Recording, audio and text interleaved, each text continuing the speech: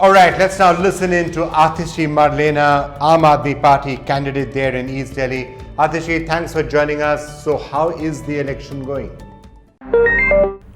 The Delhi elections are going extremely well. There's a lot of positivity on the ground. I think for the first time in Delhi, the people of Delhi have seen a party that has actually done what they promised. And I think it's very rare in politics that people develop trust and faith in political parties. And I think this has happened with the Aam Aadmi Party in the past 4 years. Ever since 2015, the government has been formed.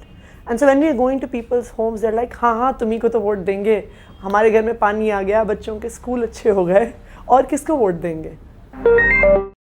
You know, Atishi, many of the issues that are really affecting the residents of Delhi, education, pollution, some of that, there's a sense that maybe you can't make much headway because the Aam Aadmi Party is at war with the centre. So how are you going to be able to deliver effectively on any of these things? Maybe it's better to therefore vote for the BJP. That's what some voters could say.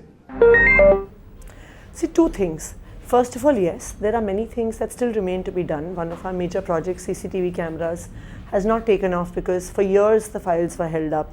Mohalla clinics, many of them were delayed. But the thing is that despite so many obstacles, what the Aam Aadmi Party has managed to deliver is much more than what the parties before that have delivered. And that is, I think, what is resonating with the people of Delhi, because they can actually feel a substantive change in their lives. Now, as we speak at this moment, most of East Delhi, if you see, lives in unauthorized colonies. And for decades before this, no roads were made in unauthorized colonies, sewer lines were not laid, water pipelines were not laid. And as we speak, at least 10,000 roads across unauthorized colonies in Delhi are being made, with sewer lines, with water pipelines, with nalis on the side. Now, this is something that affects the everyday life of people in a very substantive way. And so this is not something that they can ignore because it affects the quality of their lives. No, so that's the point that I was making, that is it possible that because these are elections to the parliament and to the Lok Sabha, some voters will feel, go with a national party like the BJP and not a party which is a Delhi-centric party like the Aam Aadmi Party. Is that a possibility? Well, if the BJP had to fix these issues, they had the last 5 years in power. And if they had to do it, they would have done it by now.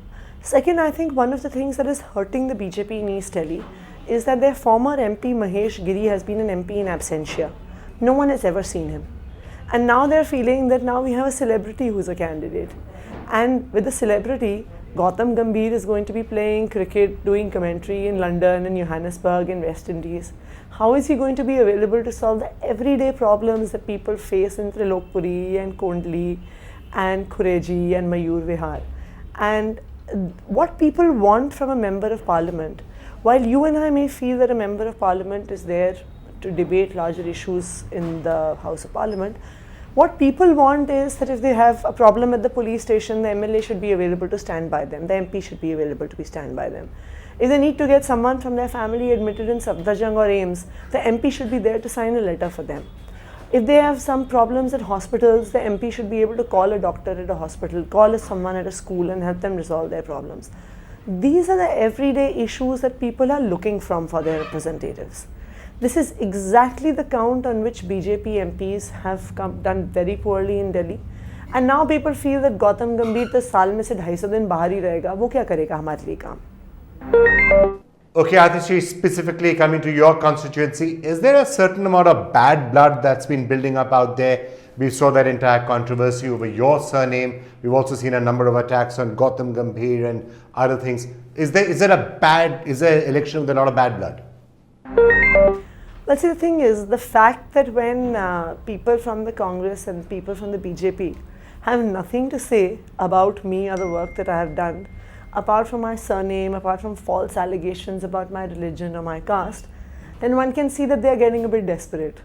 And I think it's their desperation that is showing, especially for the Congress.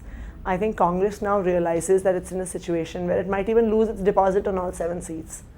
And that is the reason that they're coming up with such allegations. Just wanted to ask you, if that alliance with the Congress party had actually gone through, would the situation in Delhi have been much better? Because then in seat after seat, it would have been you and the Congress party versus a BJP candidate. Could that have made a big difference? See, as far as Delhi is concerned, Aam Aadmi Party is capable of defeating the BJP on its own. What we had wanted was a pan-North India alliance that covered Haryana, that covered Punjab, Chandigarh and Delhi, which is 33 seats in all. And if there had been an alliance between Aam Aadmi Party, between the Congress and the JJP in Haryana, BJP could have been routed from all 33 seats. But it's unfortunate that Congress and Rahul Gandhi refused to get into such an alliance, and I think that I'm hopeful that Modi would not be coming back, but if he does, then I think history will not be able to forgive them. Well, the flip side of that, I guess, would be that the Congress would say that you are not that strong in places like Haryana or Punjab or Goa, so why should they have given you seats there? Yes, the Aam Aadmi Party is a strong force in Delhi, but you're not a force in the others. So 33 minus 7 is a large number of seats where you don't have that much of a presence. See, they agreed to an alliance between Haryana and Delhi 3 days before, the 2 or 3 days before the nomination. And then on one fine day, they just changed the goalpost and called it off. Their leaders inside closed doors have repeatedly agreed to the fact that if in all 33 seats that we were to contest together, BJP would be totally routed. They would be down to 0 on 33 in these seats. Except it seems that Congress is not very serious about beating the BJP, about defeating the BJP, because you can see that across different states, they're just busy weakening the opposition. They're weakening Aam Aadmi Party in Delhi. They're weakening the SP-BSP alliance in Uttar Pradesh. They're weakening the CPM in Kerala. I mean, what is the reason for Rahul Gandhi to be contesting from Wayanad? Wayanad is a seat that has never been won by the BJP in the history of India. And for him to go and contest there is an indicator that Rahul Gandhi is not fighting BJP. Rahul Gandhi is fighting the third front and he's busy weakening them. If he wanted to fight the BJP, if he wanted to take on Modi, he would have gone and contested from one of the states where Congress and BJP are in a direct fight. He would have contested from Madhya Pradesh, he could have contested from Rajasthan, from Gujarat, but he chose not to.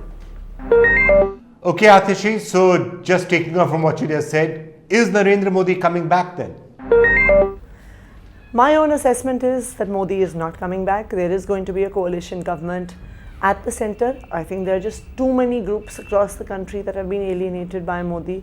You have youth who don't have jobs, you have farmers who are in total distress, you have Dalits who have seen atrocities on a scale that they have never seen before, you have minorities who are feeling insecure.